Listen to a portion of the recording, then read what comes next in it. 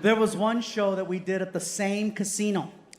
Anytime now we perform outside of the United States, even if it's next door in Canada or Mexico, Martin's first question to the audience is, do we have any Americans in the house tonight? Because no matter where we perform in the world, there's always a handful. So that night, Martin takes a stage and he asks the question, do we have any Americans here tonight? Not knowing that earlier in the day, at that same casino in the grand ballroom, there was a end-of-year holiday party from an American company from right across the water in Detroit.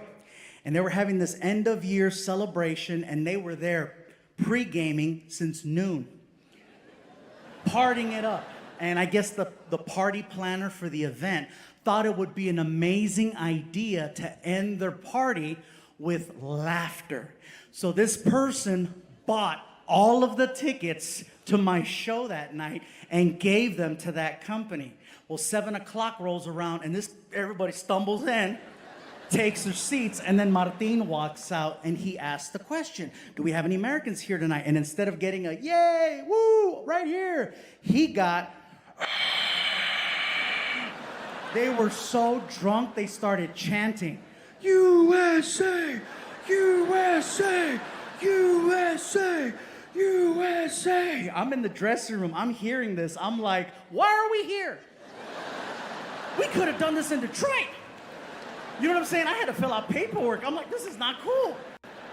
So during intermission, Martin comes backstage and he tells me, bro, I don't know if you heard.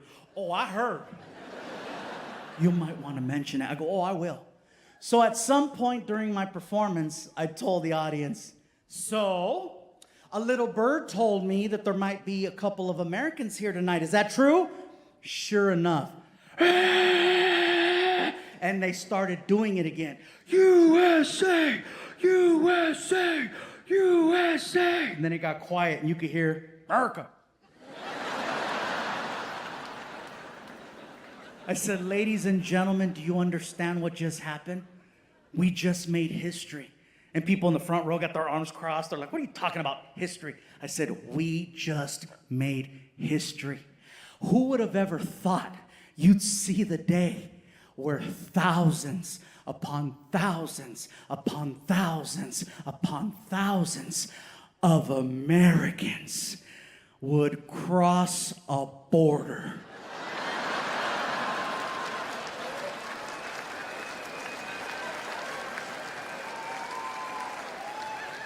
To see a Mexican. Thank you for 27 years of supporting this Mexican. Miami, los quiero mucho. Muchas gracias. Have a good night. Thank you. I think shaming is good. Shaming is good as long as you shame with purpose.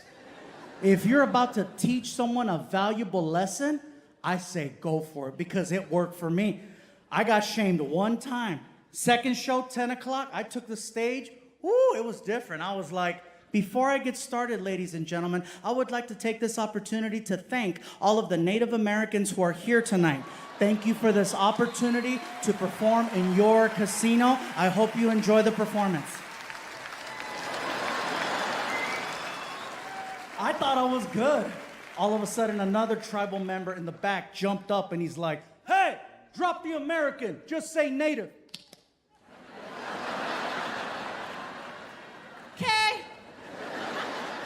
That stayed with me. That was powerful. That was scary. Next time I did a casino, first thing I said was, I would like to acknowledge all of the natives who are here tonight. And then someone yelled out, we're indigenous. Fuck me. That's four.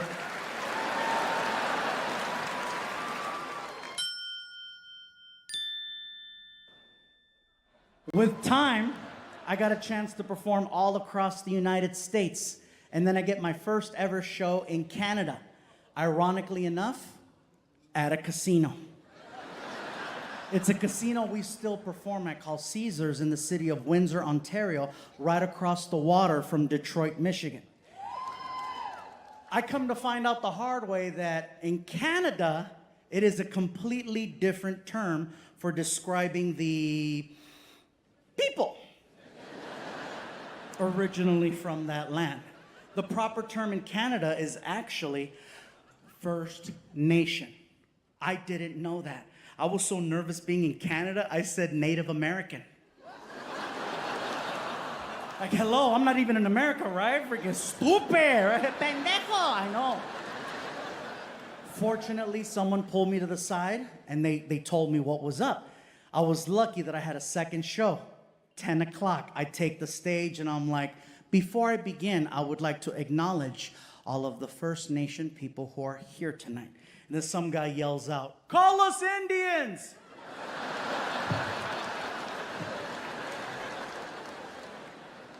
This guy in the front row was like, they're not Indian.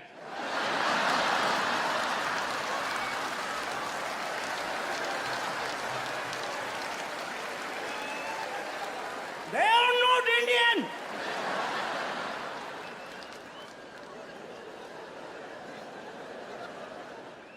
Canada's always been an adventure. Freaking 22-year-old kid goes up on stage, looks at the crowd and says, hey everybody, is this a regular casino or is this an Indian casino? You see how you all know? I didn't know.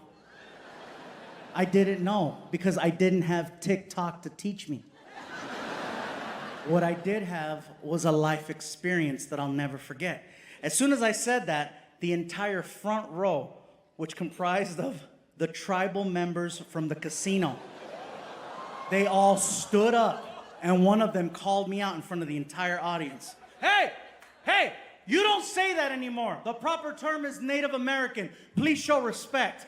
And I was like, oh my God, I'm so sorry. I didn't know. And I felt horrible, and I was so embarrassed. Fortunately, I had a second show at 10 o'clock. 10 o'clock hits, I take the stage. I didn't need to be told 1,000 times that I messed up. That one time of me getting shamed in front of the entire audience was all I needed. That's why I'm a firm believer in shaming. Snoop walks over to me, and he's so cool, you guys. He's so cool. He walks over to me, and he grabs my hand. He's really strong. He pulls me in, and he says, yo, what it do, baby boo? How you feel?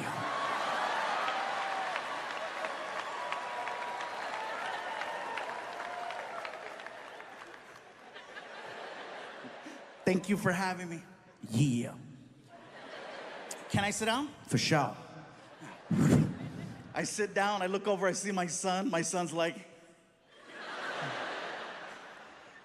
The difference between Snoop's show versus any other talk show I've ever done is that usually there's a person, like a producer or a director, who comes to you and gives you information, like how the show begins, topics you're gonna cover, how you go to commercial, how you come back from commercial.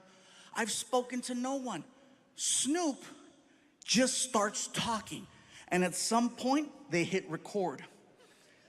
I'm waiting for action or a buzzer and something. Snoop just starts talking to me. Yo, what up, Big Fluff? Big Fluff? Oh, that's hey.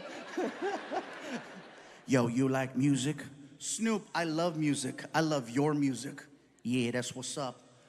He opens up a laptop computer and then he hits play. And the next thing I know, we are listening to hardcore Mexican banda music. I mean hardcore.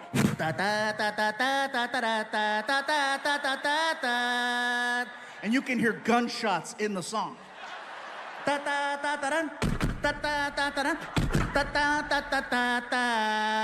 And then a cow. And the whole time Snoop is like, I love it when he go moo. What?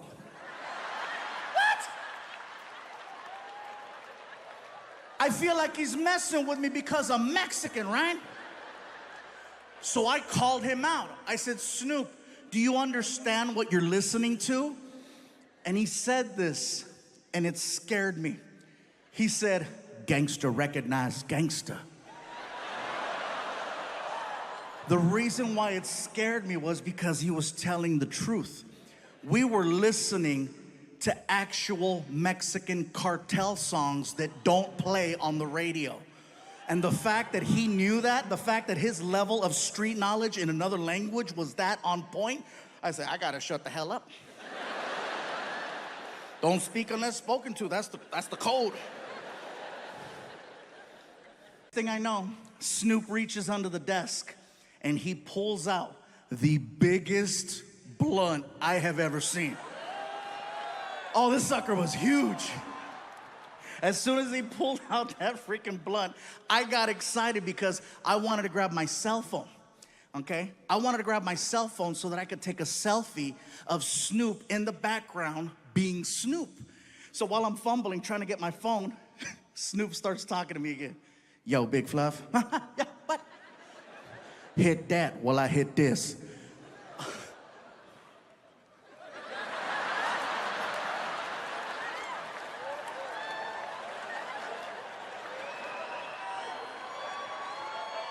The second I went like that, all of the cameras in the room, red light, red light, red light, red light, red light. My publicist is like, no!